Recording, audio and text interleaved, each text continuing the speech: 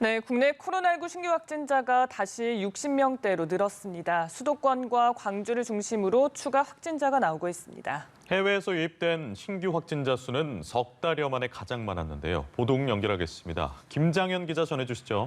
네, 국내 코로나19 확진자는 어제 63명 추가로 나왔습니다. 이로써 누적 확진자는 13,244명으로 늘었습니다. 일일 신규 확진자는 지난 2일부터 사흘 연속 60명대를 기록한 뒤 이틀 연속 40명대를 보였다가 다시 60명대로 올라섰습니다. 신규 확진자 가운데 국내 지역사회 감염은 30명입니다. 경기 11명, 서울 5명, 인천 1명 등 수도권이 17명을 차지했습니다. 서울 왕성교회와 의정부 장암주공 7단지 아파트 관련 집단 감염이 이어지고 경기 고양시 원당 성당에서도 집단 감염이 발생하면서 수도권 신규 확진자가 늘었습니다. 수도권 이외 지역에서는 광주 7명, 충남 3명, 대전 2명, 전남 1명의 추가 확진자가 나왔습니다. 광주의 경우 절과 교회, 그리고 사우나, 고시학원 등과 관련한 추가 확진자가 나왔습니다. 신규 확진자 가운데 해외 유입은 33명으로 국내 감염 30명보다 많았습니다. 해외 유입은 지난달 25일 이후 13일 연속 두 자릿수를 보이며 지난 4월 4일 40명 이후 석 달여 만에 가장 많았습니다.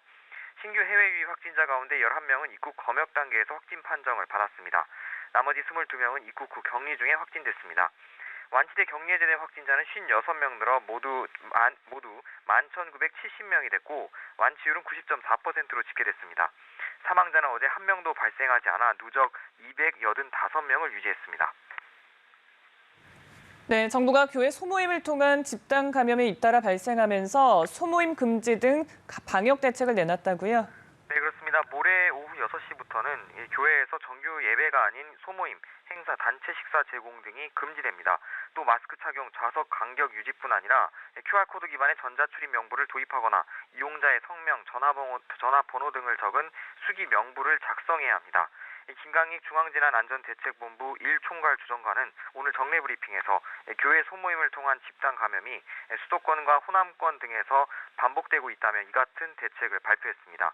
정부가 교회를 코로나19 고위험 시설로 지정하지는 않아 정규 예배는 정상적으로 할 수 있지만 소모임 금지 등 방역 수칙 준수는 의무화된 겁니다.